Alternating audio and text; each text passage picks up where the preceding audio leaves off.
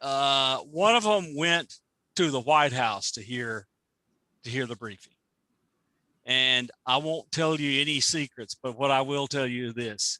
He said, I'm terribly sorry for having doubted you. And what I saw was straight out of the best science fiction that's ever been made. Wow. Oh yeah. And the people you're talking, wait for this. So we feel, I look at this. The guy was in the White House and the national security advisor was briefing them. Wow. Wow. And if you don't think Biden knows, Jake Sullivan is Biden's intelligence brain. Wow. Yeah, it was pretty amazing to have these people. So what do you think the White House reaction is going to be? Because I heard, like, we had James Fox on, and he was talking about Podesta trying to get it into the OSTP, Biden to do it there. So what have you heard? And well, maybe you can get into that. Maybe give us a little spiel on the report and what you think the reaction of the White House is, and where this is all going to go.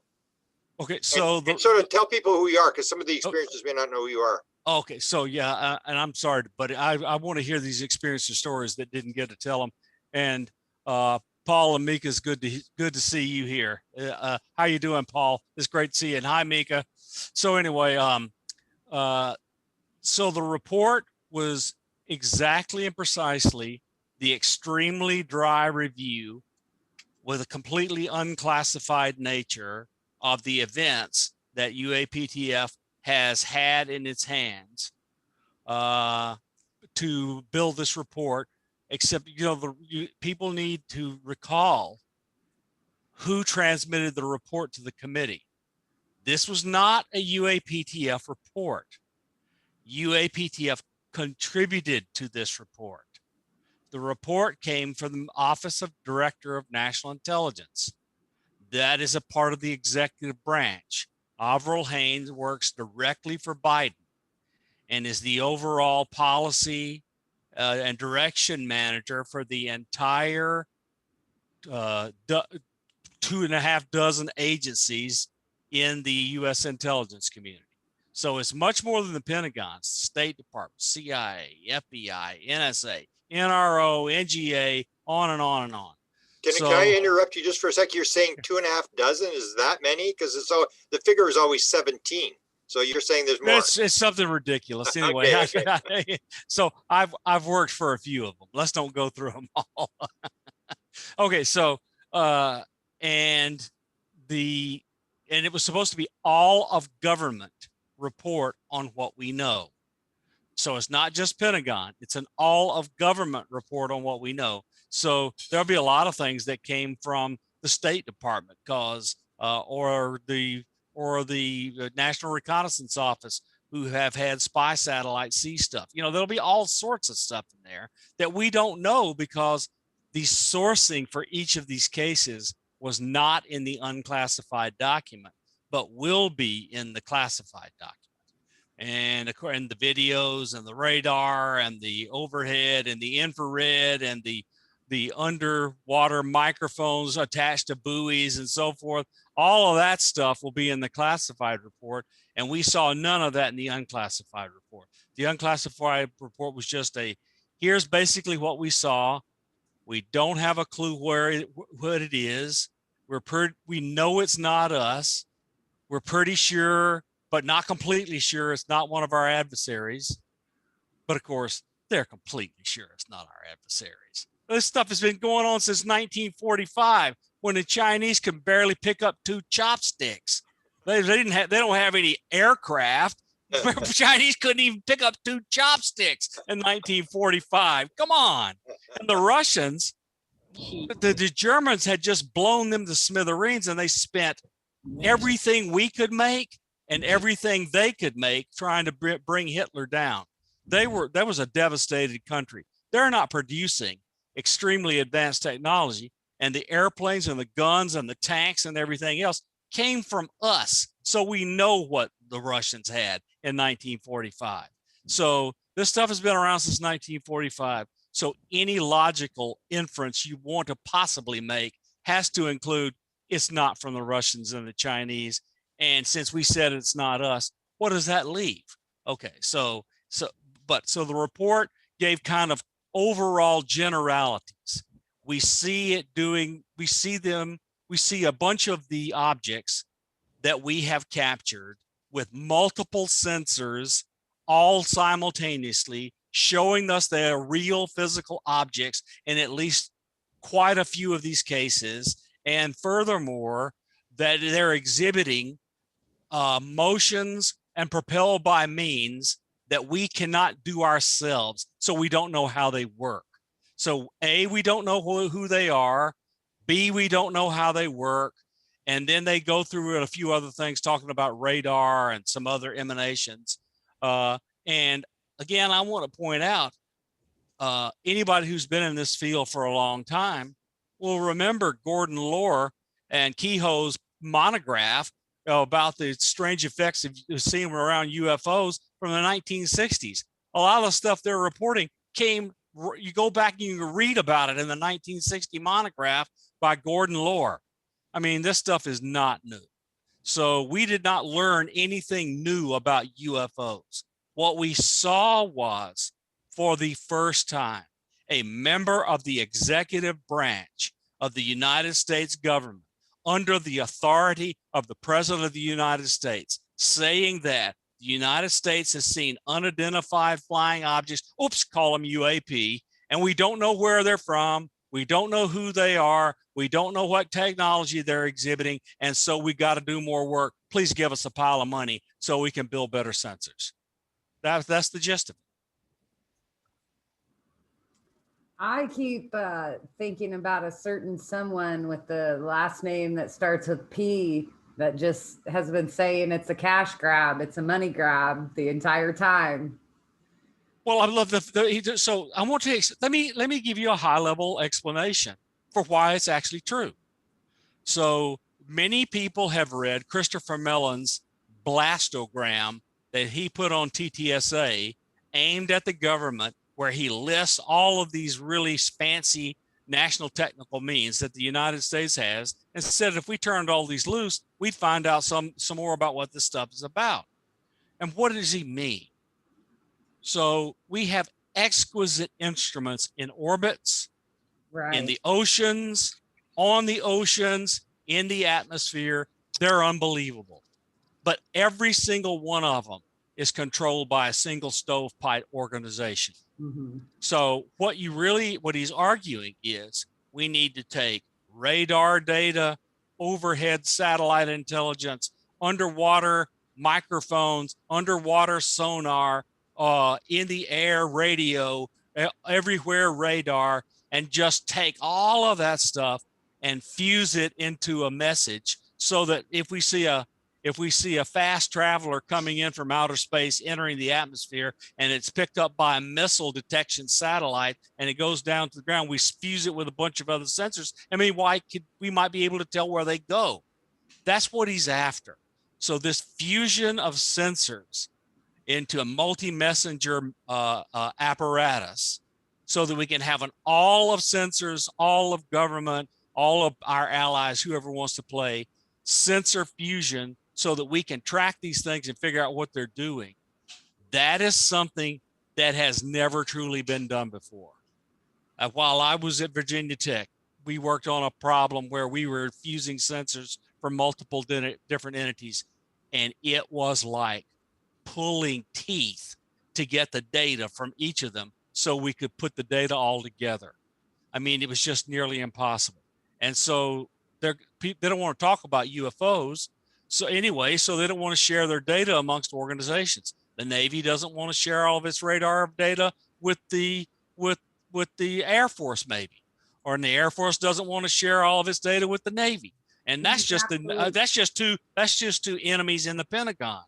And there's absolutely no talk, or no more talk. I know Podesta mentioned a few weeks ago about moving this into the White House Department of Education or something. Like, why isn't there, if they don't know anything, why aren't they sending this to the Department of Education or Sciences and things like that? Like, I don't know. Well, there is a perfectly good Defense Department entity that could run a research program, because what they do is they do research programs which are way out on the edge and risky. and that's DARPA.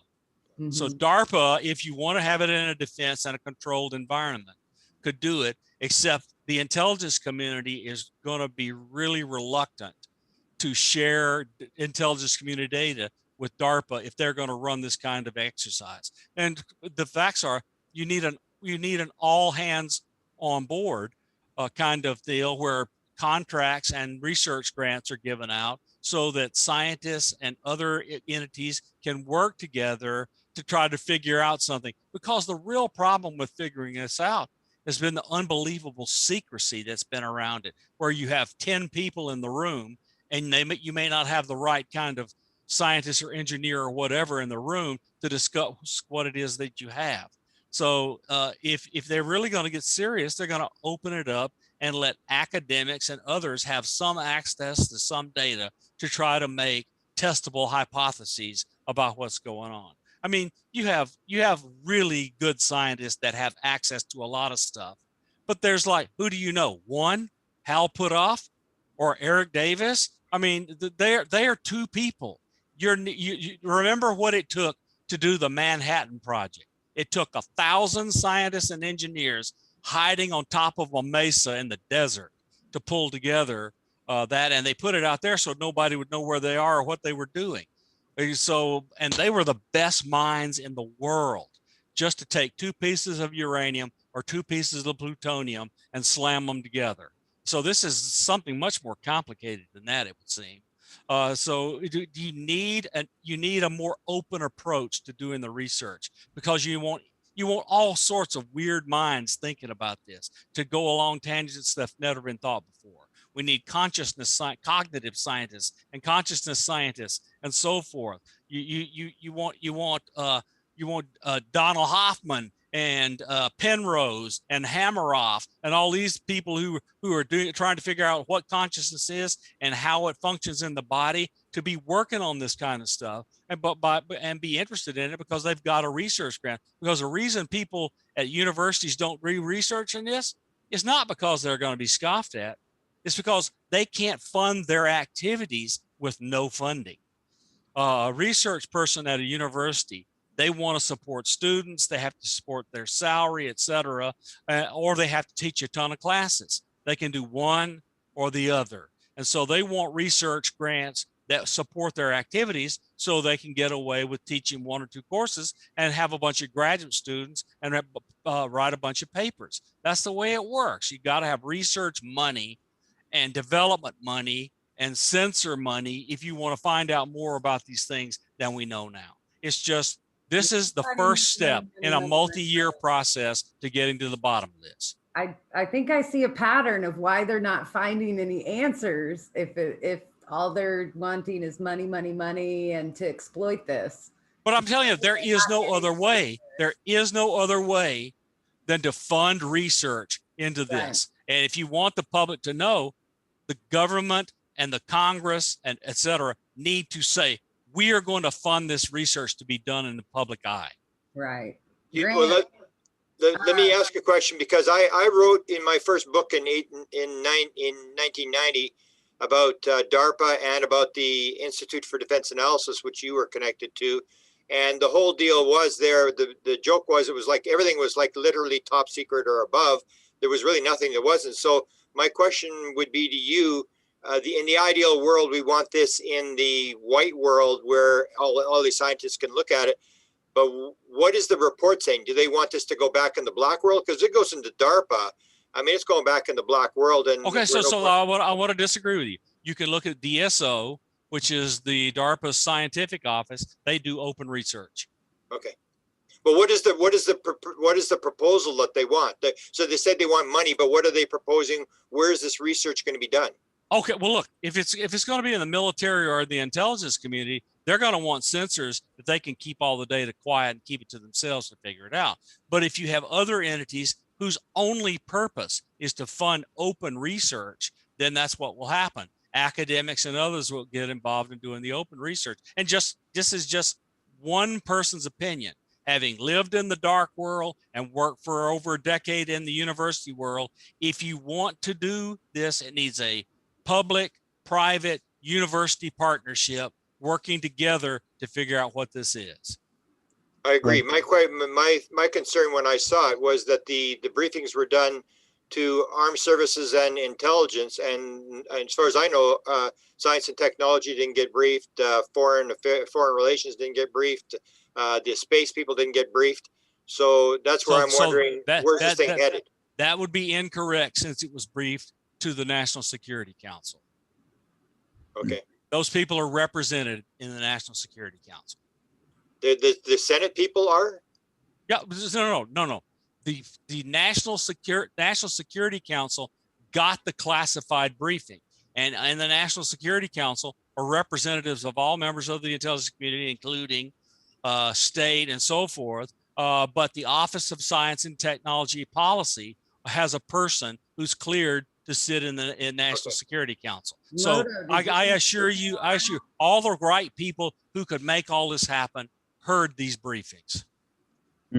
Hey, have you looked at the New York Times headline about this, Grant? U.S. has no explanation for objects and doesn't rule out aliens. But in the article, they talk to this skeptic, Mick West. I mean, he kind of is that the New York Times does more damage to this report than anyone else in this Julian Barnes article, if you've seen it. And the report itself, I think, has some clues in it. On page 4 of the report, it says socio-cultural stigmas and sensory limitations remain obstacles to collecting data on UAPs. Socio-cultural stigmas. Now, what could that mean? That the only one I could think of is that they're mentioning the word alien has a stigma to it. And they say that represents obstacles to collecting data on UAPs. That's my interpretation of the actual report. That's the line that stands out to me the most on page 4. Any comment, Grant? No, I think I would like to hear Bob talk about that. No, Bob, I completely agree that was a major part of it, where they're pointing out the sociological factors that are in the way of people getting involved. That was a major part of the report. And so they want the Senate and the House to hear that, to understand, okay, so here's the bottom line. In order to move this forward, Congress is going to have to take action and order forward motion. They're going to have to put it in a bill and put it in the budget and order forward motion before it happens. Do you think nothing happens without an order and money? Do you think Biden is going to be facing the question in the next 24 or 48 hours? I mean, I believe the next time he gets in front of the press, he's going to get questioned. And what do you think is going to happen? So I hope it isn't like the last time where he laughed it off and said, "Go ask Obama." Well, I brought that up because someone brought that up and then said, well, Trump put this in. And I said, well, no, Trump did the same thing back in 2016 when Hillary was talking about UFOs. The New York Times asked Trump, and what do you think about Hillary talking about UFOs? And Trump said, oh, I assume you're talking about outer space. I'm not interested, and walked away. So okay, so that's different. That's different than when he talked to his son and Lou Dobbs. And Lou Dobbs was pushing him nonstop. Well, that's later, yeah. To let everything out. And he says, "You ask me, Lou, and I'll do it." And Lou, I really have the feeling that Trump signed some kind of executive order that kind of let some stuff move forward, and he did not get in the way of the formation of the UAPTF, because that happened under his administration. And what they did was, they had the usual sweep of unspent money, and they redirected it to the UAPTF at the end of his presidency. What can I ask you? What do you think the intelligence community's reaction is going to be to this? Because it was the idea that, you know, when Elizondo sort of left and sort of rolled a grenade into the room, and all these people started threatening him and all this kind of stuff. Do you think the intelligence community is going to feel like they're under sort of pressure now, that they want this secret, and this is a change what is basically 75 years of policy in trying to figure it out without having the public looking over your shoulder? From what I understand, they realize the jig is up, that secrecy policy for the last 75 years will no longer work. Wow. It's pretty significant. Yep, that's what I'm understanding. Remember, I retired May of last year. So I'm not on the inside, and I only got one more year to escape ever having to go back inside again, because my security clearance will completely lapse. What did you retire from, Bob? What was your position? So I work for the intelligence community from 1978 on and off until 2010. And 27 years of those was full time in the intel community. And then I went to Virginia Tech and became the director of research and then finally the chief scientist for the Hume Center at Virginia Tech, which is the largest funded research center at Virginia Tech. And did you contact aliens? Were you in touch with aliens type of deals at all?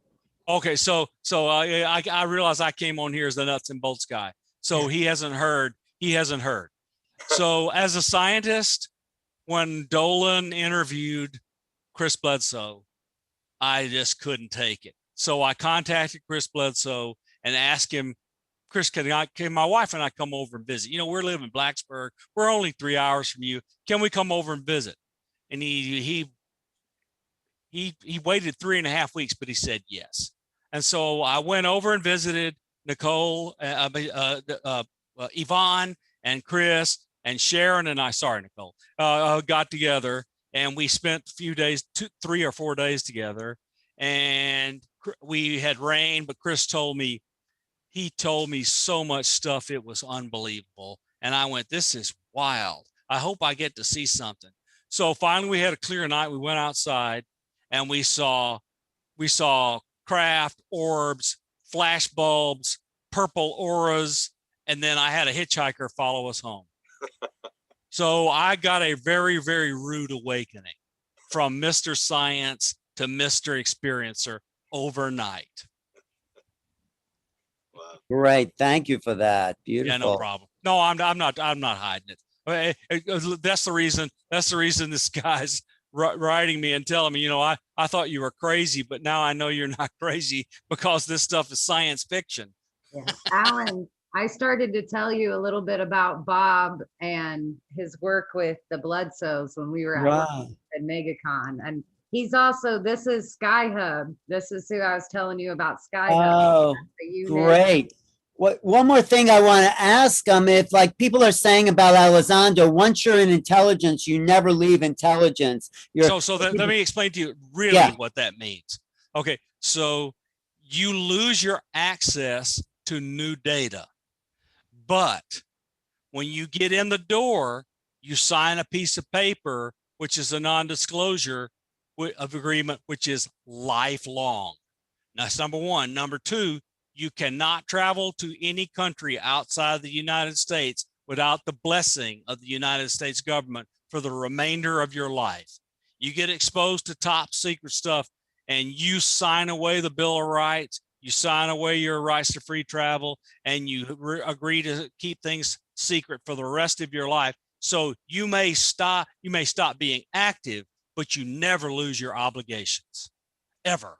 So what about what Elizondo wants to say, but says he can't say, but if he runs for office, he might say? I mean, what kind of position is Elizondo in now as regards to I want to explain to you very, very carefully and clearly why the Pentagon does not want Elizondo in the House of Representatives. Because if he gets in the House of Representatives and he walks down in front of the desk and he walks up to a microphone, he's free to say anything he wants, and he's completely exempt from law, lawsuit, and everything else. He can let every friggin' cat he knows out of the bag if he gets elected. So what you're saying, Lou for state rep? Which state? Whatever he wants. But if he gets elected, every secret he knows, he can go down to the floor and talk it. And he's exempt. He's immune. He'll be in Wyoming. What do you think about his situation with the Inspector General stuff? Do you think that's going to go somewhere with Danny Sheehan pushing all those issues? I can tell you this: they are scared to death of Danny Sheehan. No. Danny Sheehan is the only guy whoever took an axe and a crowbar and smashed them around the head and got away with all of it. That guy got the Pentagon Papers on the front page of the New York Times as their lawyer. I mean, the guy got John Mack reinstated at Harvard University. And here's what he does. He goes into this meetings and say, okay, look, we're going to keep this quiet. And Sheehan goes, no. I'm not signing a non-disclosure agreement. And everything we talk about, I'm going right out there and tell it to a reporter. I will never sign a non-disclosure agreement. Hey, he and dropped some F-bombs in there. Oh yeah, well, I'm not going to drop the F-bomb here. I don't want to offend anybody, but Danny will. And he is just, they're afraid of him because they know he is afraid of nothing. And he's got presidents for friends, popes for friends. The guy is connected 6 ways to. Remember, the guy worked for Jimmy Carter. He knew Jimmy Carter's honest to goodness UFO story. And I think he knows what Carter had his hands about when he was given the briefing. Because Danny Sheehan worked for him. Yeah. Danny Sheehan has been around forever. Danny Sheehan, when he was a young punk, worked for F. Lee Bailey. I mean, this guy is really scary to people that want to try to bamboozle people. He has no fear whatsoever, and they know he doesn't, and they can't push him around. I think he is the guy that has kept Doty and Greer and all of them from getting in any real trouble. Yeah. You know, I love Richard Doty. That's what they talked about when he went in there on the 15th, where they heard he was coming with Elizondo, and they said, "You bringing your lawyer?" And then the Defense Department brought their lawyer, and then the Inspector General guy, and everybody was there. And it's like, I agree with you. I think people do not realize that Danny is exactly where he's always wanted to be. He's inside the door, and they can't get him out because he has this sort of thing where I'm the lawyer, and I'm demanding this, and I'm demanding that. And I just think they're in a whole mess of trouble. I really look. They may find a way out, but I just really think they want to try to work this out, and I just don't think Danny's going to let him go. I believe he is where he finally wants to be with the guy he really wanted. He's got the guy he really wanted, and now he's going to ride that horse all the way across the finish line. I agree with you. I don't think people realize. Oh, they just don't. They do not underestimate what he can do. Well, and he knows the Inspector General law frontwards and backwards. He's on fire too. Whenever you're around him, like 2 weeks ago, he's really going full force. You can't deny it. What does he have to say about the report today? Did anyone ask him? I have not heard what he said, but I think, look, I believe Lou Elizondo heard about it early, and he and Danny talked about it, but that's just my personal Danny belief. Was on with us in the last broadcast, but he had to go. I didn't know if he'd pop back up in this one. He said he'd give us an update whenever we wanted, though, Grant. So there you go. Wow, that's okay. Look, well, we got a lot of people here. Let me shut up and let them talk. Just one more question for you on the report thing. So what's your general, did you think this was helpful? What was your general take on what happened today? Okay, look, nobody in this audience or in UFO Twitter or in the UFO world is going to think it's worth a blinkety blank. Yeah. But the John Q person on the street just heard from the Director of National Intelligence, who works directly for the President of the United States. We's got UFOs and we thinking they might be aliens. Everybody and their brother's going to hear that for the very first time from the United States government. If you may not think it's a big deal, it is a big deal. Beautiful. Thanks for that. Yeah. Let's go to experiences. There's any experiencers here that didn't get to share last time that want to share their story?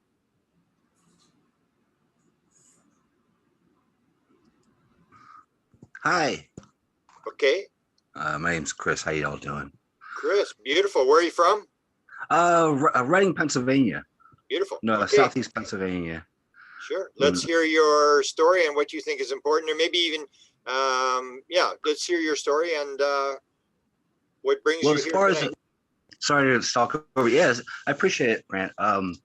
As far as a direct experience, I haven't seen any I still call them UFOs. I mean, UAP is the new term, but there is a caveat to that. About 10 years ago, I saw, must have been at least 6 or 7 experiences, 2 different varieties. Now I'm a pilot, not a current pilot, but I was trained by my father when I was about 13. Great uncle from the First World War was one of the Red Baron students. And during the Second World War, one of my great grandfather was in Mauthausen, Gusen, the only privatized camp in Poland, and where the Me-262 fighter was built. So at his age, he used to work for the government, and the last months of the war, he was sent there at 63 years old. So I didn't think he probably didn't mind the granite. There was a good chance that perhaps he was building the fighters. As I'm not a remote viewer as far as like a trained remote viewer, but I've been blessed with a little bit of intuition, and that's how I reached out to Desta, and I appreciate her inviting me tonight. So anyways, about 10 years ago, I had witnessed, it looked like a shooting star that was blue and white, high altitude. This was it was late in the winter. It was still very cold and there was still snow out. A few months later, I was at the driveway of my parents' home. There was snow on the ground, and I looked up, and going from south to north, high altitude, I would say it's hard to judge altitude when there's nothing next to it for perspective. But anyways, it was a shooting star that just streaked across the entire sky, blue and white, like the first one I'd seen. But there were 2. And from the second, and from years of just watching airplanes lead up, the second craft was descending and corkscrewing. Now, it was a blue and white light at first. I can describe it looking like a sparkler, but it's probably the only word I could use to describe. It was an oscillating effect. So as it was corkscrewing, the brilliance was getting from a bright blue, whiter and whiter and whiter. And now it's descending. I couldn't believe it. And it was long enough to where I could blink my eyes. I wear contacts. I fought my contacts. They're still there. And then all of a sudden, it disappeared. Now I'm excited. And I know I've heard a lot of stories where some people, if they have fear or whether they're excited, could determine whether or not this was one of ours or one of theirs. I get into that because now I'll finish this story. As I saw, I thought, well, maybe it was a meteorite. Maybe I literally saw a piece of a meteorite just disintegrating in front of my eyes. So I run into the next field where I said there was snow, and I'm looking for any kind of steam because I know they're really tiny if they ever do hit the ground. Nothing. I'm like, it is, you know. So now a few months later, now during that same year, I would witness a different type of light in the sky. This one would be more amber, and they almost always seem to be moving horizontally, really high speed, super smooth, not like an aircraft, glowing amber and then disappearing, glowing amber, disappearing. But then a few months later, I'm with someone and we're in a greenhouse, and it's dark. It's July, and it is a new moon. So it's very dark. And all of a sudden, we look at each other and the light, it just gets brilliant and brilliant as if it's a lightning bolt going off. But it's lasting like 2, 3, 4, 5 seconds, long enough to where we go outside and we see the same thing I witnessed earlier in the spring, but this time it was just motionless, just hovering literally a couple hundred feet above the ground. And it was so bright, a blue and white, that the whole area was illuminated like illumination flare. And excuse me, I stumbled that one.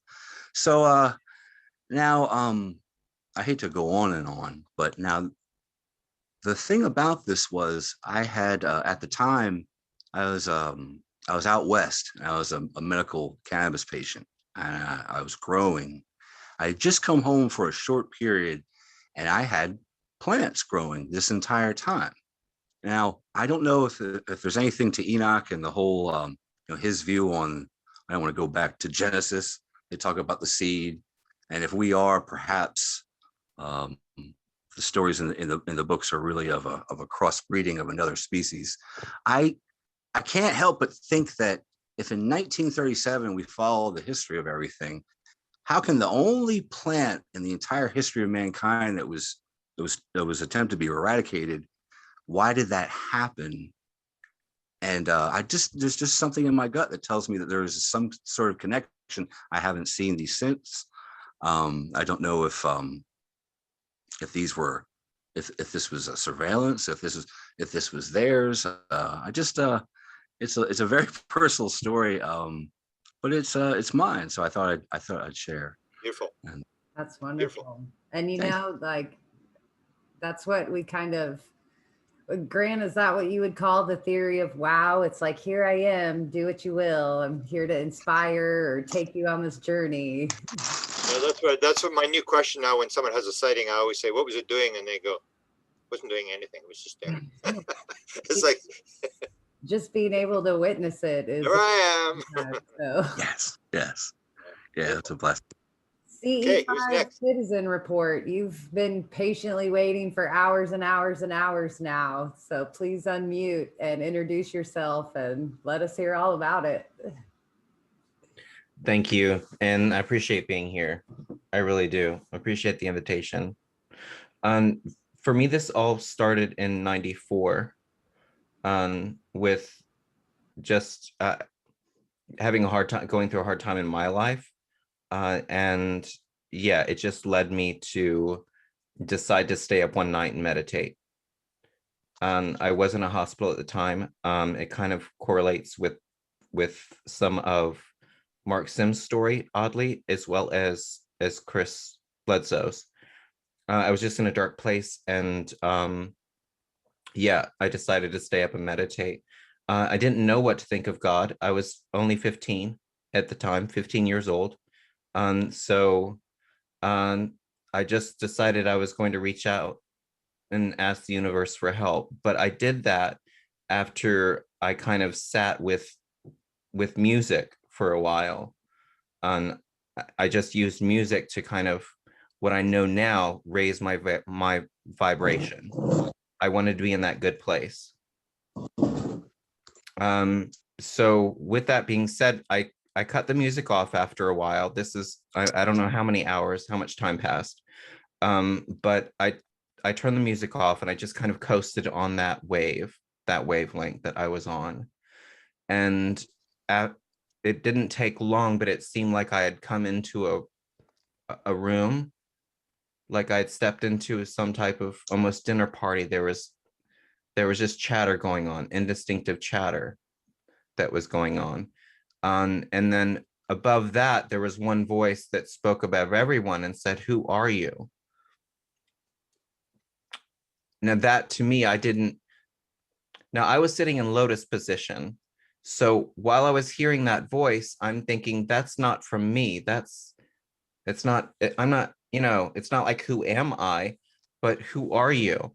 At the same time, I'm feeling what feels like a sphere encircle my hand while I'm in lotus position. And it's just, it's at a crest like you usually do when you meditate. But there's a sphere that is encircling my hand. So those two senses from my, they kind of just, they validated each other. So I just kind of got that was my feeling that whatever was happening, I was really experiencing it. So I answered him and I just said my name. So with that being said, there was a couple of moments of silence, and then he said, whoever it was, whatever, have faith in yourself. And that was the message. That was the overwhelming message that I got. And it was over and over and repetitive. And that was the message that I received. Now that was when I was 15. I didn't know what to think of that at the time. And it was a really tumultuous time in my life. So I didn't say anything to anybody. I did get better after that. And even when I returned home, my family was saying, you know, you've changed. You mentally, you've changed. So fast forward 20 years, I don't know how I got into it. I just returned and I felt like activated or almost, you know, motivated to get into study, you know, get into researching all of this again. And I'd always been oriented with the paranormal or what have you. But I ran into one of Greer's YouTube videos, and that gave me the validation and the confidence to do it again, to go out there, to initiate the contact, to go into meditation. And then from that point on, I started, and I'd never seen any craft. I'd never had any, you know, like visual sightings beyond that first experience. But since then, I can tell you I've probably seen about 4 or 5 different types of craft that appeared and did some type of demonstration. Some of them just they come across the sky. They do all types of zigzags, or they'll move like they're a hand waving to you as they cross the sky. It is so amazing. Amber colored. I've nicknamed him Lucky Star. The main one that I see is amber colored, almost the color of a candle lit. That's the one that I see the most. Shape? What's the amber one's shape? It's like an orb. There's no, like, I haven't seen any. They've all been lights or, yeah, some type of, yeah, they've all been lights or star. Like in some cases they hang out. Mm-hmm. And if you didn't know any better, you would think it was a star. But for me, like, it just seems like anybody else, if they were looking, they'd notice them, but they just move when they know I'm looking. Right. I have actually heard several similar accounts to this. I call them intelligent light objects when there's no sort of structured craft that you see. It's just sort of light phenomenon, but sometimes it will have a shape to it. Like this one that I've kind of been tracking that people report as amber and as mimicking a star is often like teardrop shaped, or what some would say egg shaped if it was, you know, tilted differently or what have you. But yeah, I love hearing these accounts, and you find these similarities in other experiencers, whether, like you said, this realm of paranormal, you know, you went into that side of it for a while, but this is how we bring it all together by these conversations and sharing this.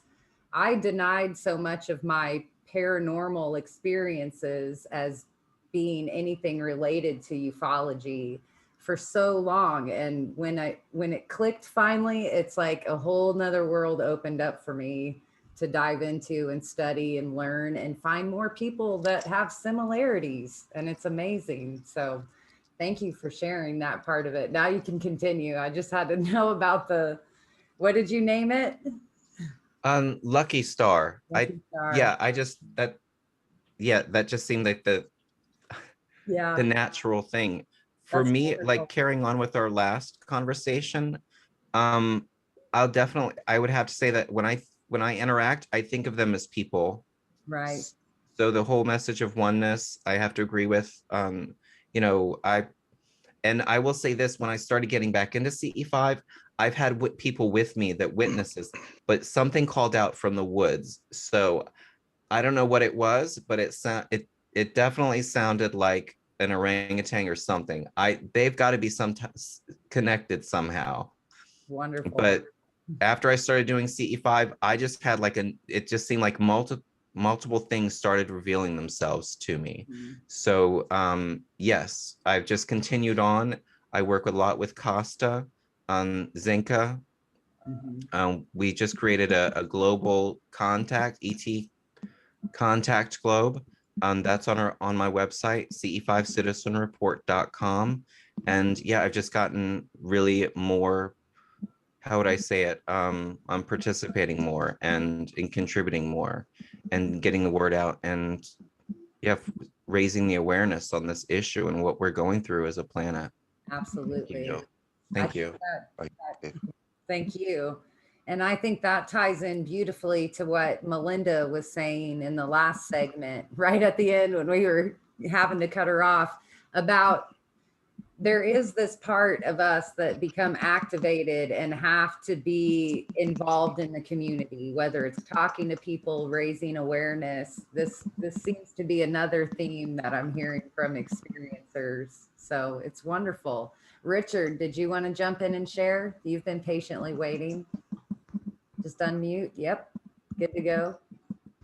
Can you hear me? Yep. Thank you all.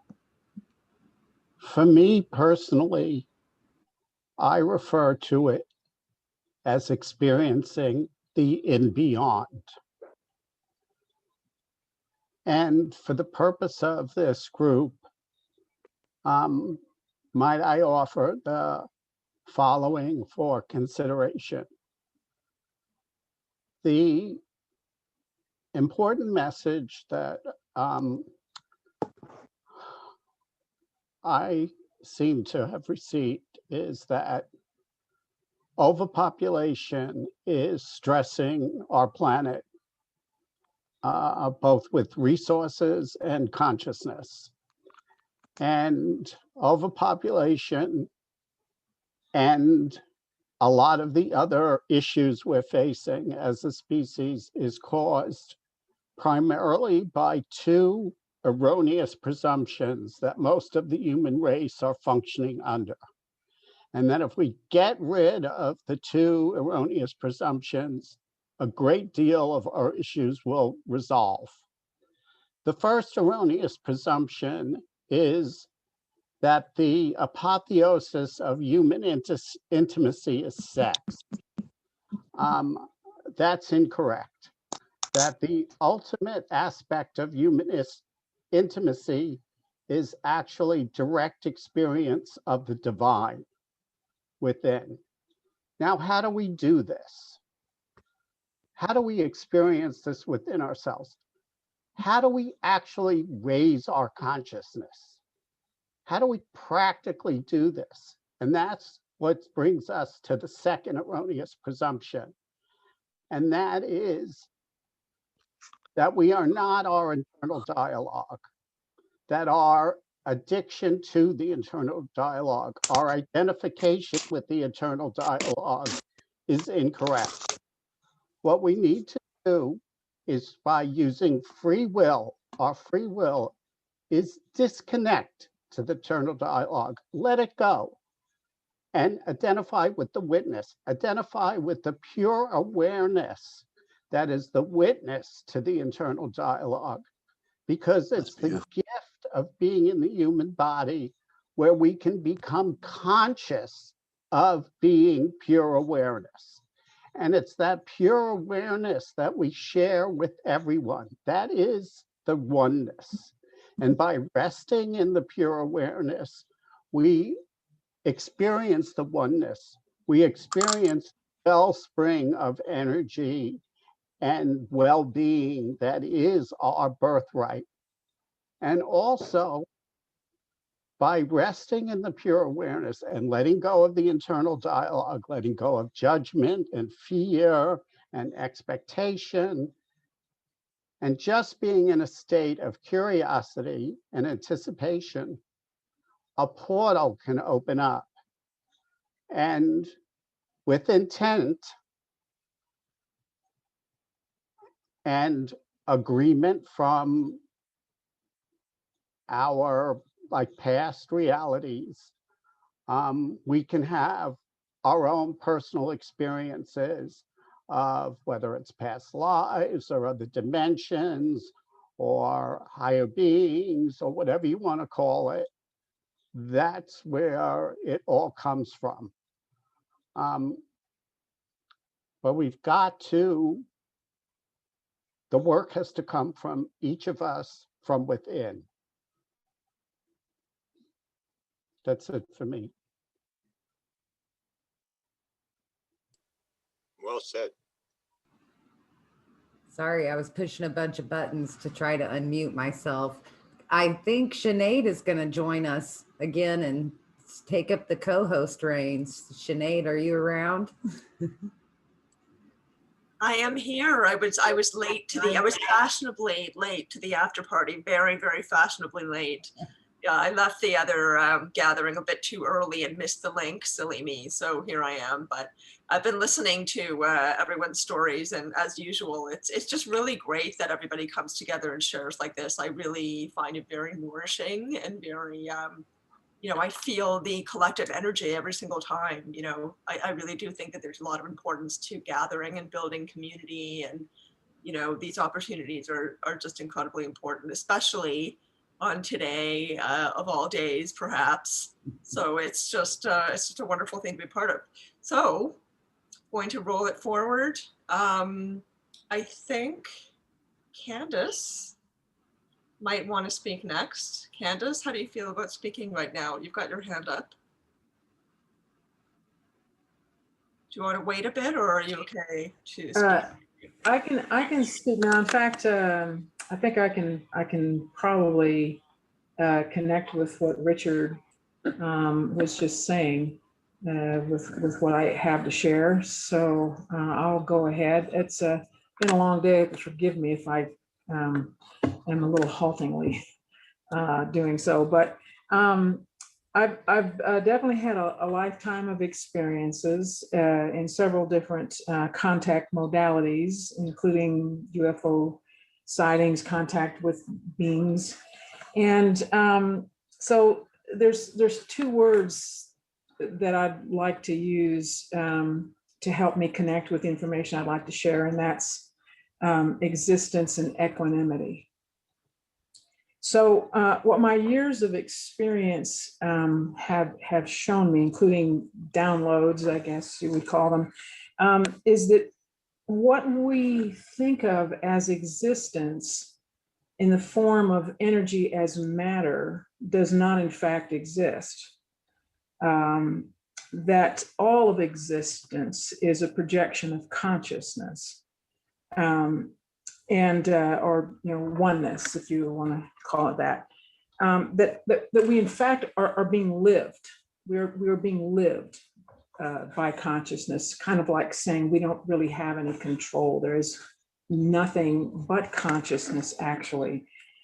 Consciousness is living as us in diverse expressions of oneness, meaning that there again is nothing in existence but consciousness. So it kind of, it's just oneness is just exactly what it says. It's one, not meaning that we're just all connected, but that we are all consciousness, and also that there are universal principles that are being projected that we can access. As archetypal representations that can help us in the awakening process to truth as reality with a big R.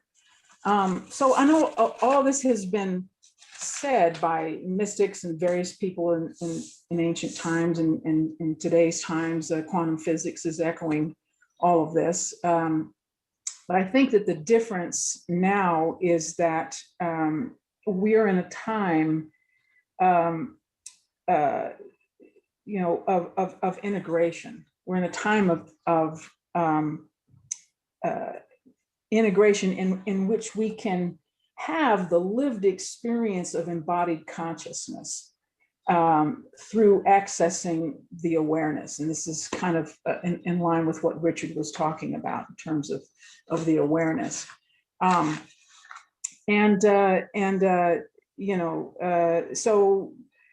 So really equanimity then, I'll just finish up with this, is not taking anything too seriously, really, because it's like when we get so wrapped up in all of the stuff and ourselves even, if we step back into the bigger picture and look at the whole thing, as consciousness, and that it's living us, we can see that it's an unfathomable mystery. I mean, there is absolutely no way that we can understand, we can even begin to understand consciousness, oneness, what that is.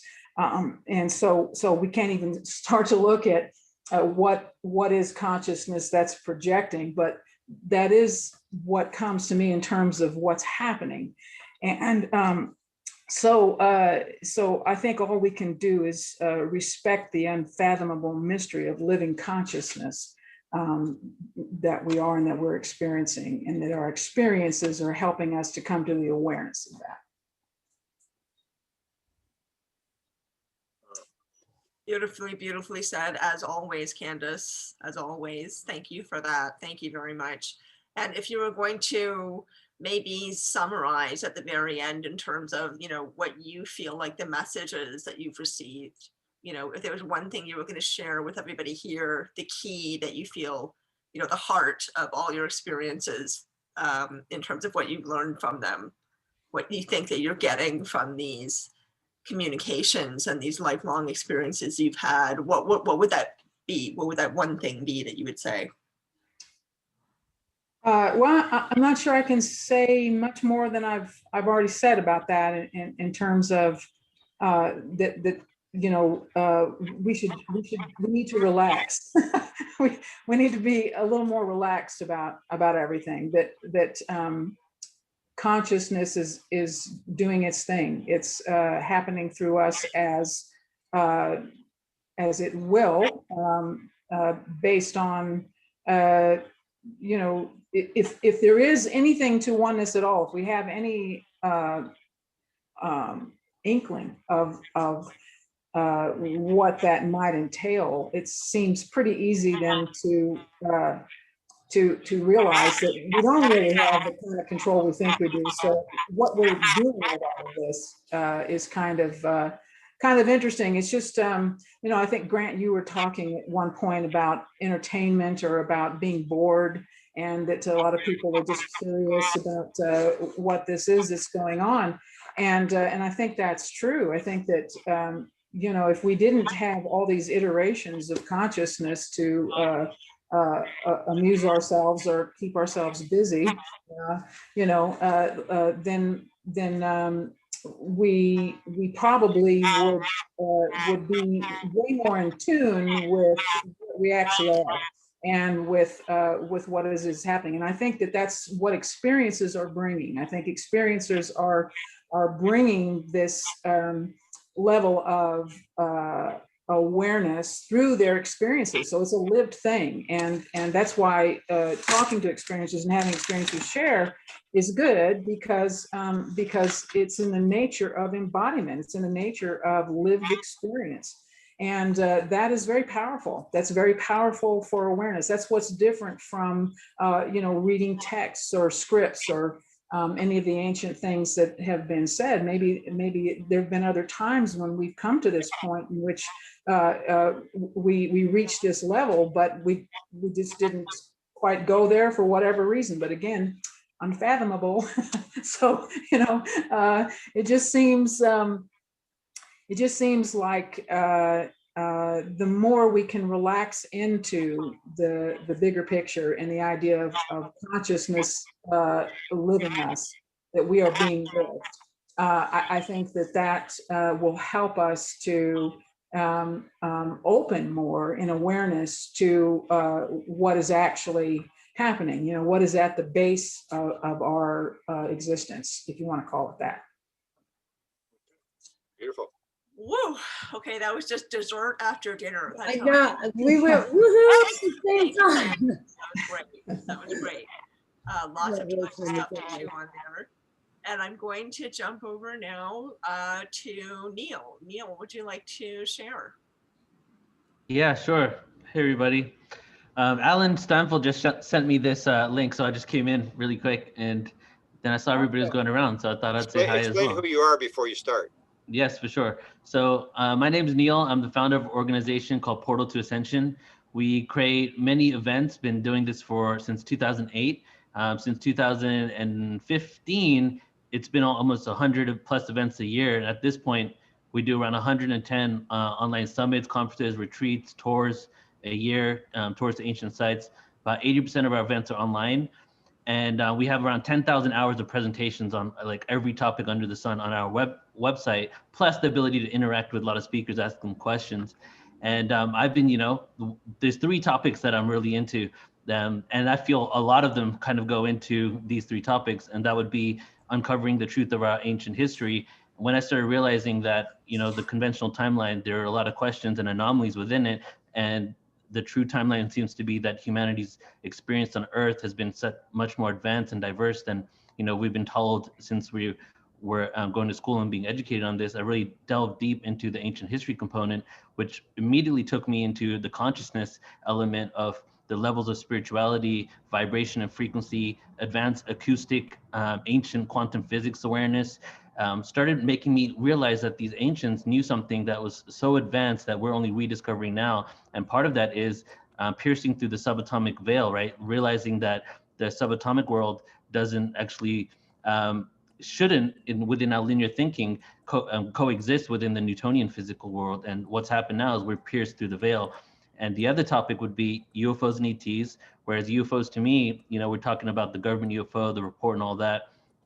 ETs, when I say that, I kind of bridge them all together, like interdimensionals, extraterrestrials, ultra-terrestrials, just something other than what we've been commonly accepted. But that goes into the spirituality of it all. What is our ancestry to these beings? What is the hybridization program? Why are there's such a huge involvement? And why is Earth such a huge light show for all these beings right now on this planet? And then the last component that I believe all of them go within, which is the evolution of consciousness, which is what it's really about, that we're in this, if you just go out of linearity, you can probably go further back even outside of secular time. But if you go just one step out and we go into secular time and realize that, we go into these cycles and our consciousness is connected to it, to me, that intrigues me quite substantially. And intrigues me to the point that when we look at this and we look at the cycles of time and how our consciousness has evolved, and even look at the dates on when we went to different ages, it's almost like a guiding stone, a map of where we're going to be and how to navigate reality. Plus, there's so much other tools and technology. We're in this world now where we have such advanced technology that we're able to implement many things in order to create an empowered experience on Earth. And I feel that if we, part of that will go directly into, I guess, what might be somewhat of the topic here, which is disclosure. To me, disclosure isn't just the UFOs. When I say disclosure, it's the disclosure of our ancient history, the disclosure of our divine spiritual essence, and our ability to utilize our own bodies to create things magically that we only feel external technology might be able to do. So as we're disclosing all this information, part of it will be definitely the existence of extraterrestrials, interdimensionals, what's going on with that. But that will soon take us into the awareness of who we are, the depth of the human experience, our ancestry, and what we're capable of doing. So as soon as I feel when we, like the veil lifts from our eyes collectively, it might take years, might take months, it might take 100 years, right? There are communities that are getting there right now, but for the whole planet to be in that phase, when that occurs, that's just going to give us the ability to be so much open to so many more possibilities. We exist in this realm of like bandwidth frequency ranges, right? Like we only hear from 20 hertz to 20,000 hertz, but there is below 20 hertz and there is above 20,000 hertz. We only see the light spectrum, but we can quantify. We now realize, first time in our history in the last few thousand years at least, that we now realize that that these frequencies above and below exist, what we're able to see. So what we've now found out is things exist that we're not able to perceive. So we're creating technology externally to perceive these realities, right? A great example is ultrasound. We can't perceive it without some technology. And now we're figuring out that we're able to perceive these realities ourselves, utilizing our own consciousness and our own being on Earth. So part of my mission is to put out nonstop content and awareness on many platforms. Worked with well over 1,500 individual presenters at this point. A lot of them I do almost all the production for. For example, James Redfield of the Celestine Prophecy, we produce all of his events. Stephen Greer, we do all of his live streams for the last 8 years. And then other people come on our platform, but we've also created a platform that a lot of people that have conflicting ideas can get together and discuss things, so we can move forward rather than like marginalizing the other and creating more division. Portal to Ascension is like the epitome of equanimity, what Candice just said, actually, because I'm way into that whole concept of equanimity, because when you get to that place where you're non-reactory, right? It's not like when you're neutral, you no longer want to do anything positive for the world. Like I've had that kind of accusation before. When you're in this neutral state, you're actually in a non-reactory state where when things happen to you, you can look at it from another perspective that allows you to be able to take more informed action rather than coming from an emotional trigger. So Portal to Ascension now is really a non-biased platform for consciousness. That's pretty much how I explained it. But at the same time, it's a source for not only people that are waking up that are like, oh my God, if I wish I could just find one place and communicate with these speakers and really get into what these topics are,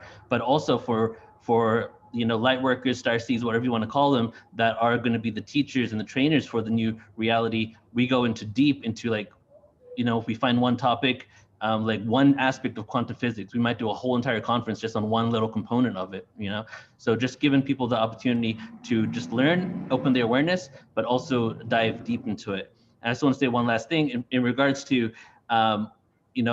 what I feel is going on right now and what's happening is that, we know that there's been a lot of confusion and chaos in the world. It looks kind of crazy. Some of us are empowered, even though there's a storm around us.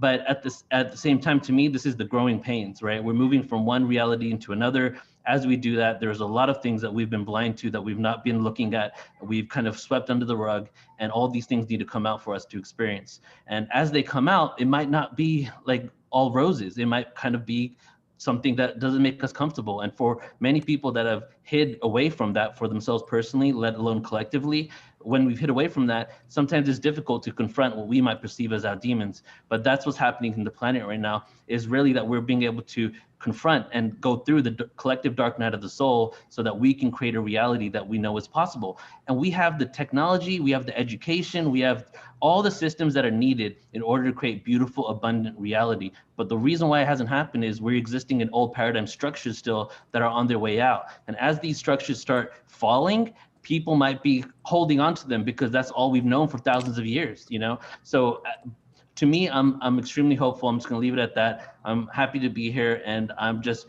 feeling that no matter what happens, it's inevitable. Consciousness is evolving, and I feel like we're having these conversations right now. We're at the beginning conversations. It's been going on for a while, but we're at the beginning conversations that are going to take over the entire planet, that people are going to be having, that news stations are going to start speaking about in our future, that documentaries even more so are going to be created for. It's going to be a hot topic, and it is right now. So that's all I want to share. Thank you so much for having me here.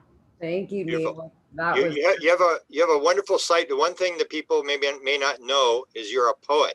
Have you got a little 30 or 45-second poem you can do too? Yeah. You got to watch this. I've taped this a few times. Give us something that would fit into today for 30 or 45 seconds. All right. Well, what's the theme of this this meeting here?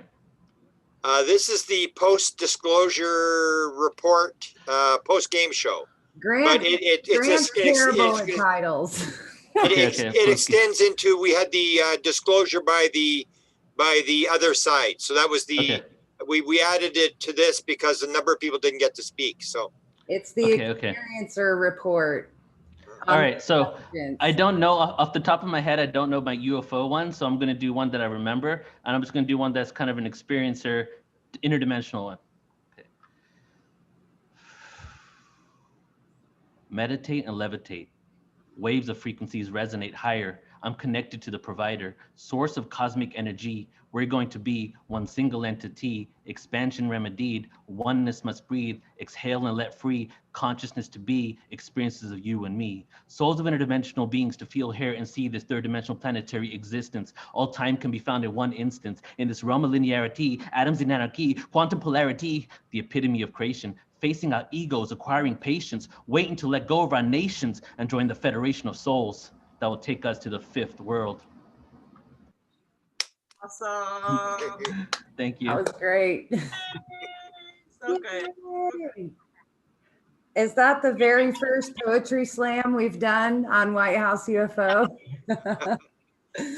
Sometimes art can say it the way just regular language can't. And that's why we need artists and poets and dreamers and thinkers and those that are creative to push the envelope. Beautiful. So.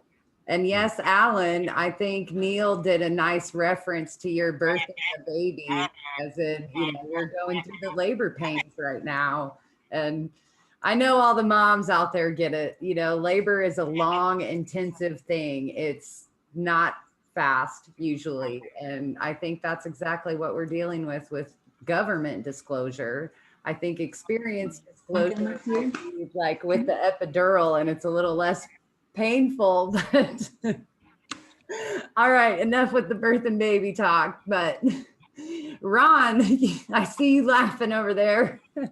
Why don't you please unmute yourself and we'll give you the floor. So thank you for your patience. Ron, would you like to share your messages from the phenomenon? Well, yes, I just had I had one question for Neil, and that is, what do you do with all the extra spare time you have, Neil? Obviously, you must have a lot of it. Just joking. Anyway, great work. The other thing I'd have to say is that I really miss Science Bob's beard. I really liked him better with a beard. So I'm bringing a little bit of levity to all this brevity. And I'm gonna take off my headphones for a minute. And that is, I am going to say that, first of all, I am an experiencer from sometime between the age of 4 and 5. I was able to determine that this thing happened in the years of 1958 to 59 sometime. And what I now can call it is an out-of-body / astral projection experience that I thought was a recurring dream. It happened for a little less than a week. I'm going to say it was 5 or 6 nights in a row. And I was laying in my bed, and I was in the room, little nightstand between me and my sister's bed. We shared a bedroom. And I slowly started to ascend through the roof and into the cosmos, up into the stars. There was no craft. There was no silver thread. I didn't feel myself going through the ceiling.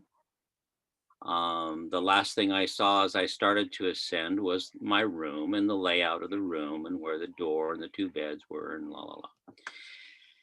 And I would do this, and as I would ascend, I would go faster and faster and faster as I went higher and higher and higher. And I would get up to a point, and I'd slow down, and I'd stop, and I'd turn around and come back again. And I treated that like a child would treat an amusement ride. I just did it over and over and over again. I was having fun. And like I said, there was no craft. I didn't see anything. Later in life, I read Shirley MacLaine book and heard about the silver thread kind of thing.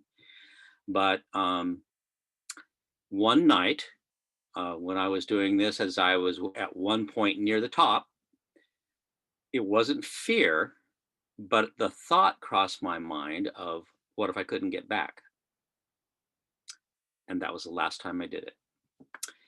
So fast forward now from being somewhere between the age of 4 and 5 to 2017 at the International UFO Congress. And I retire from life, basically, working life, you know, family, all that kind of stuff, pretty much normal. Although I now look back and I realize I've had other experiences, which I won't get into because I don't want to take all the time doing that.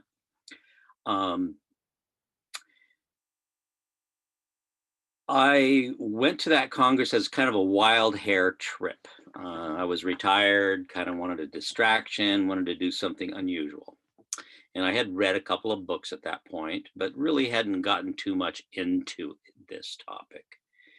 And the very first presenter at the very first conference I ever went to was the man who, I think his name is Dr. Robert Davis, who presented the results of the findings of the free survey, or just the first 2 phases of the free survey.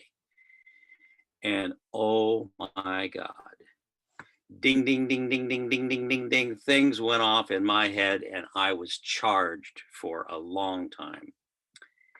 So anyway, I think that that kind of started me down the rabbit hole for sure. I couldn't read enough books. I couldn't watch enough YouTube videos. I just got into it. So I'm going to shorten this up and say that I know I'm an experiencer. I would call it soft contact because I hadn't seen any UFOs. As far as I knew, I hadn't seen any entities. But what continued to happen to me and then really accelerated after 2017 was a whole bunch of synchronicities and unusually serendipitous kinds of experiences. My main kind of phenomena, my noetic experiences are kind of run amok. So that's my handle on Zoom. But the most dominant one is that I know stuff I have no basis or education for knowing. And it seems to come to me after sleep or relaxation or just randomly. And I want to not take up a whole lot of time. So I just finished my experience story with a little play on Grant's theory of wow. So if you turn wow upside down, mom, right? So Grant's theory of wow is he's saying, why do we see stuff? Why do we see orbs? Why do we see UFOs? It's because they want us to go wow. So my theory of mom explains what it is they want us to know about. What is the message they're giving us? And the theory of mom is, number one, you're grounded until you stop fighting. In other words, we're not going to get off the planet, go interstellar, interplanetary until we learn to get along with each other. Number two, clean up your room. And that means take care of the environment, fix the stuff we've messed up, stop messing up. There's another one. Number three is don't play with matches. And I'm talking about nuclear matches. So that's my theory of mom, to add to, kind of a dorky way, to Grant's theory of wow. I'm done. I'll eventually write a book on it. So you have a chapter, you get a chapter, and you can bring in mom into the book.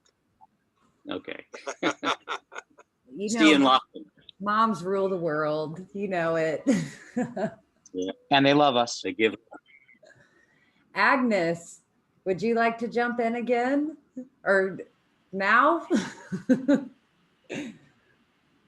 Yeah, now you can see me. Hi. Hi. I wasn't sure if I mean, a lot of people aren't sure if they're experiencing or not. And I said, I'm not consciously an experiencer, but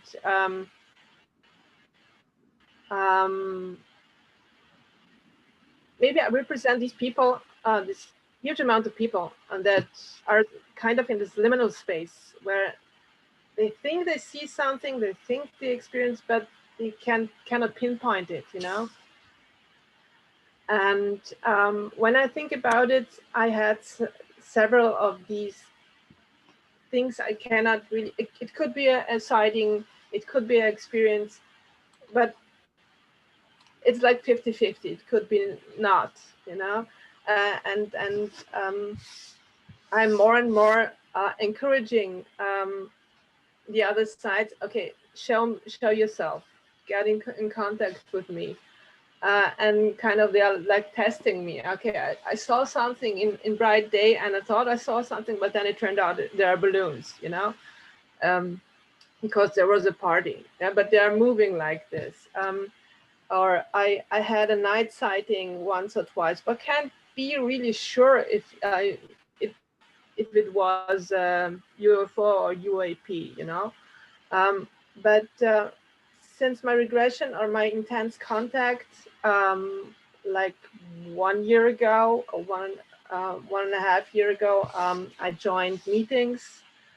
You know, COVID worked in favor for me because I'm here in Austria and was, you know, I couldn't attend any of the events that are in the USA, but now people are going more online and I can join them. So there's an interconnectivity happening, you know, all over the world, like, because we can connect now through the internet.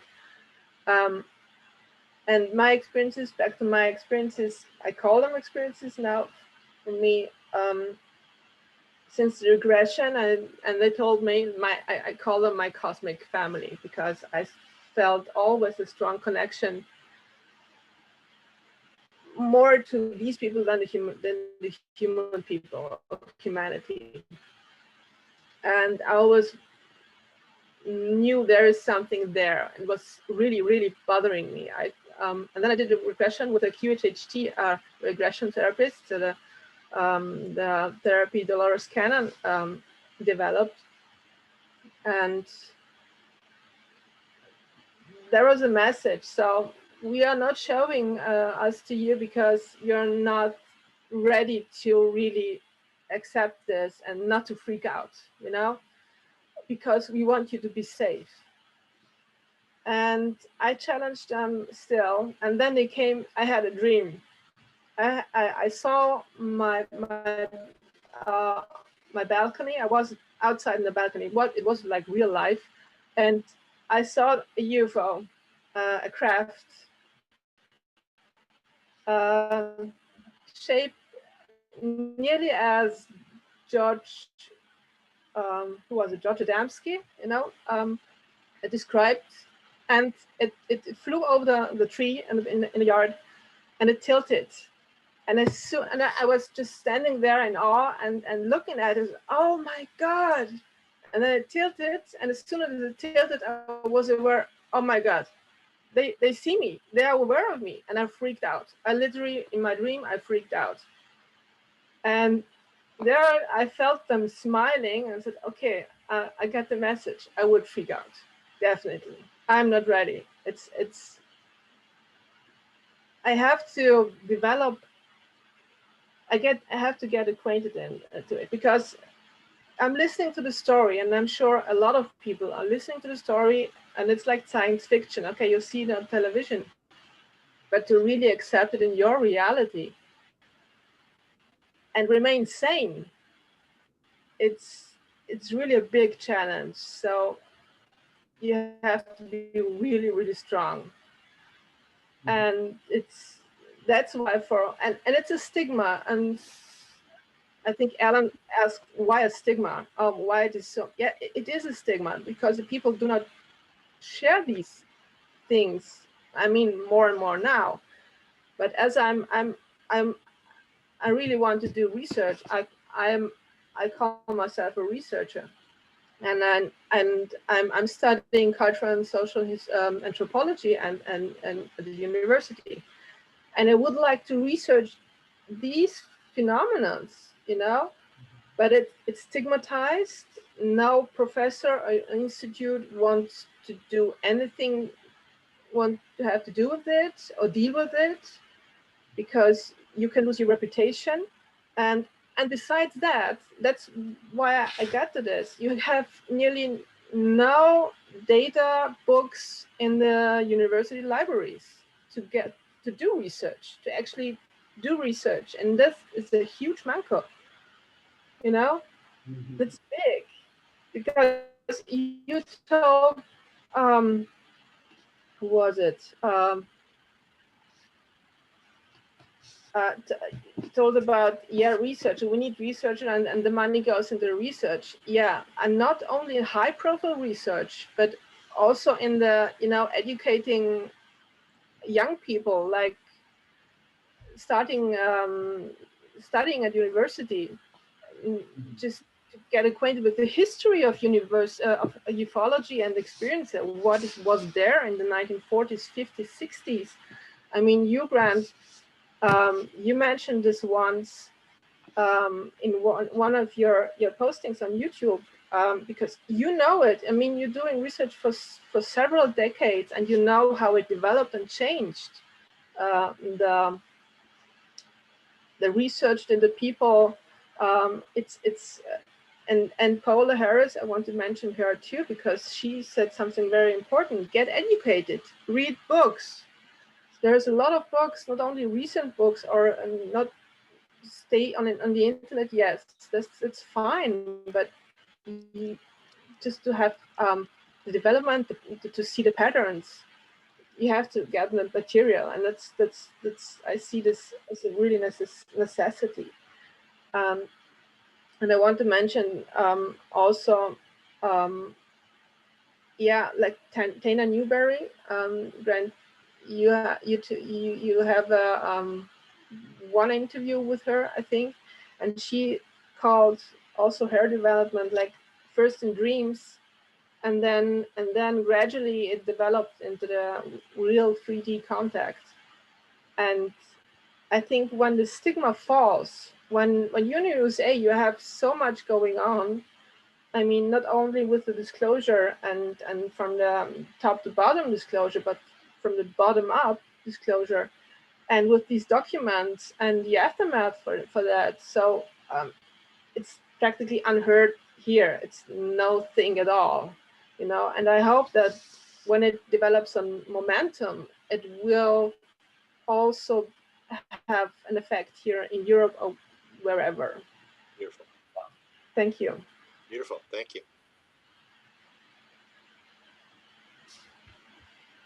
Thank you very much, Agnes. That was wonderful. Thank you very much. And I'm just noticing you are the second last person to have their hand up.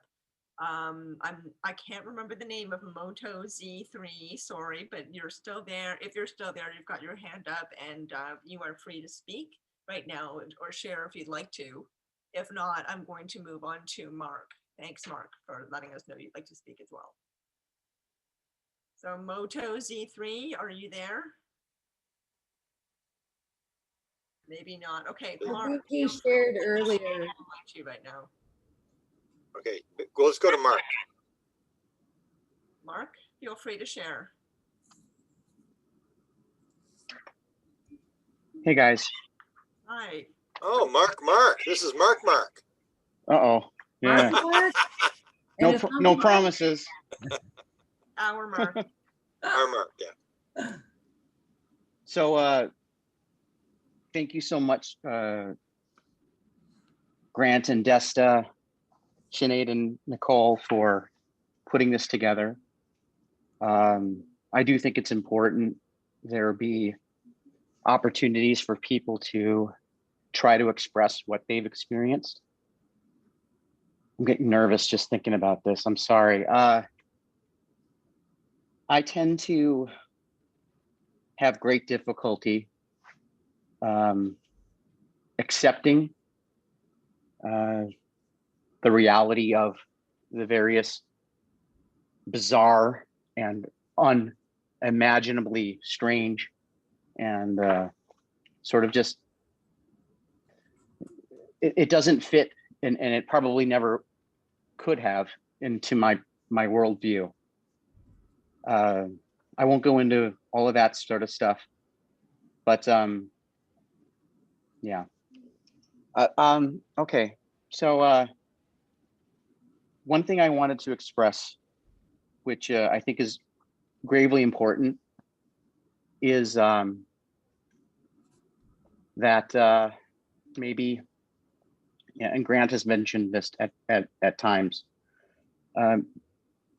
the factor that exists for all of us with regards to the concept of entertainment and the nature by which we look at various phenomenon and want to be connected to it so as to then somehow maybe make sense of things is an attractive thing. It's part of our nature to be curious. But what I do believe is important too, which is difficult to express, is that there exists something perhaps far more important beyond just that.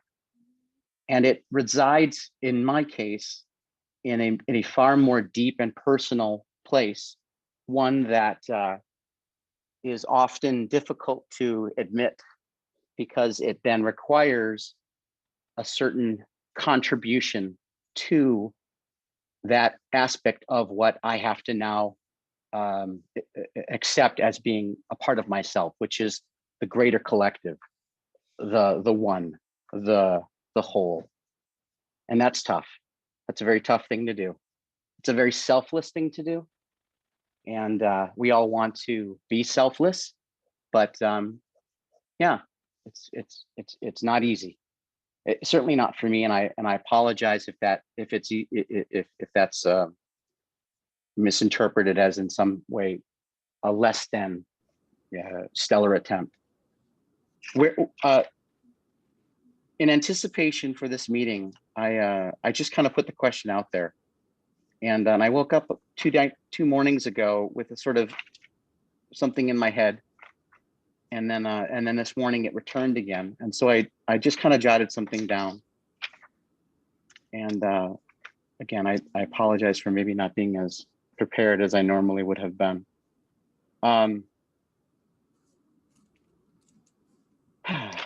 Okay.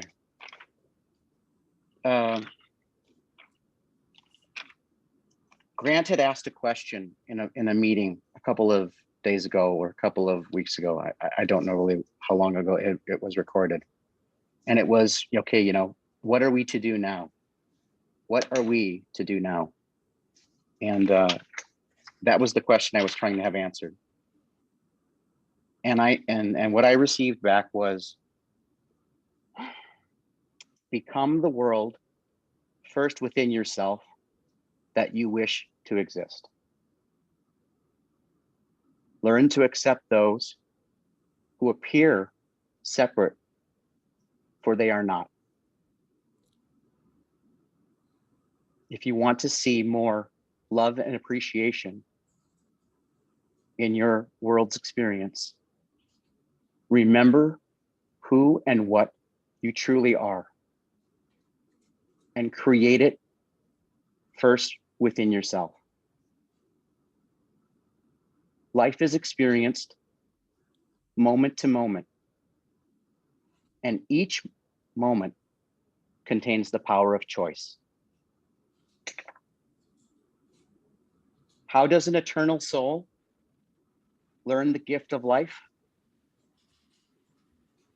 By understanding and appreciation that this earthly expression will one day end. But the moments are everlasting. And we carry them along with us forever. Make them representative of who you truly are, and make them count. A word on appreciation. In the end, all this experience is learning, growth, and development. We are a part of a system that is so profoundly complete and beautifully efficient, not a moment is wasted. Believe in yourself, remain open, do your part, and so will I. That's all I have. Wow. Beautiful. You got a direct channel there to something, let me tell you. That was wonderful. And, you know, Mark, one thing that jumped to my mind while you were speaking, even before you shared that with us, was this idea, and I know Grant and a few others maybe here have had this discussion. We all kind of fumble through this in such a personal way, but I think one thing that kind of rings true is we all have the lesson of destroying our ego. And that's never an easy thing. I mean, to get over yourself, it never is. And it's nothing that happens. It's something that keeps happening. I constantly have to put my ego in check and go back to that, spot where I know we're all connected. And it is hard. That's a constant battle, I think, that a lot of experiencers face. It's ongoing. So it's just recognizing it that gets you through it. But thank you so much. And I appreciate that, Nicole. Thank you. You're very welcome. I did not see any other hands raise up, so I'm going to jump in and take this opportunity to wrap this up. Grant, did you want to close us out? I know myself and Bob McGuire are going to be on Spaced Out Radio in about an hour, and everybody's so busy today. I know it. I believe we're being broadcasted right now at the observation deck. So thank you, everybody, for tuning in there. And that it's just awesome to think that this is shared all over the place. I love this idea. I've wanted to do it for a long time. I'm going to reiterate that disclosure is not going to come from the government. It's going to come from people like us. And everybody speaks of this awakening, and we're a part of it. Not everybody is going to awaken at the same time or in the same way. But if we keep doing this, it's going to keep happening. So thank you, everybody. I appreciate you for being here and sharing so much. It's a beautiful thing.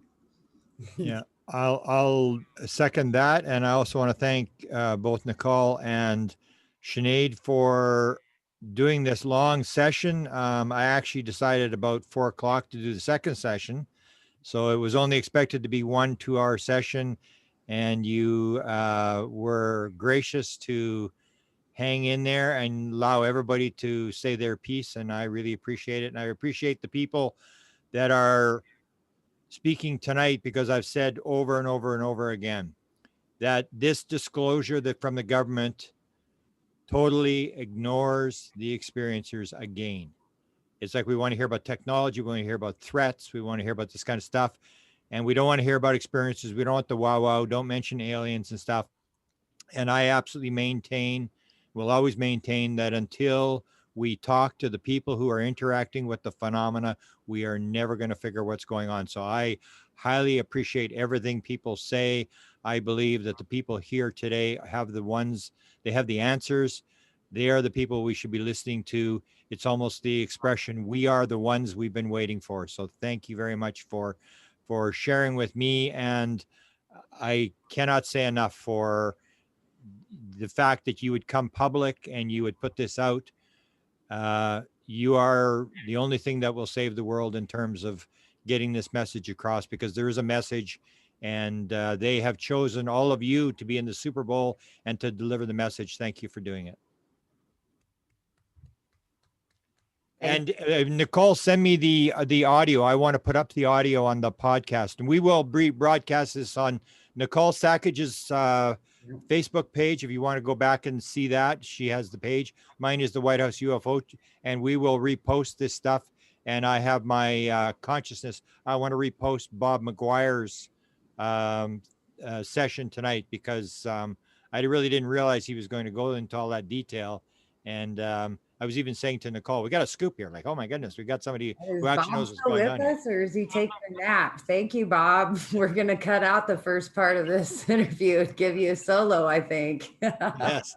So thank you very much, everybody. And hopefully we'll do it again. We have everybody on. If anybody isn't on the email list, send either to Nicole or myself. We'll put you on the list, because we do this experiencer thing. Maybe we used to do it every month, but now we do it every couple months, because I believe it's important for experiencers to have a place to speak, because usually your family doesn't back you, your friends don't back you. And I know it's important to all experiencers to have a place where they can share, where people aren't going to laugh at them. So thank you. Absolutely. And you've done so much. You've done so much for people in that way, Grant, and that really does need to be said. As much as possible, you really have done so much for people. So I want to say thank you for that as well. You encourage my story and the story of every other person here practically. but also I want to give special props. I just want to make it super obvious. I did not have a lot to do with this event. So I don't want to take a lot of credit for it. I certainly cannot take the amount of credit that Nicole and Grant can take. So I just want to say that out loud. Nicole and Grant put this together, probably especially Nicole or especially Grant. I don't know. Grant has 19 plates in the air all the time. So who knows how much he was actually involved, probably more than I think. But thank you so much, both of you, for for spearheading this, and I'm just happy to be here riding your coattails and co-hosting and getting to be part of it. So, everyone here, thank you so much for sharing your stories. It's an honor and a pleasure. And as always, we like to thank Desta too. Even though she's not with us, but she's always with us. Thank you, Desta, and thank you, everybody. I'm signing off. Have a good night. Great weekend. Thank you, everyone. Thank you. Thanks, Thank you Grant. so much. Nice to see you. Bye. Good night. Good night. Bye.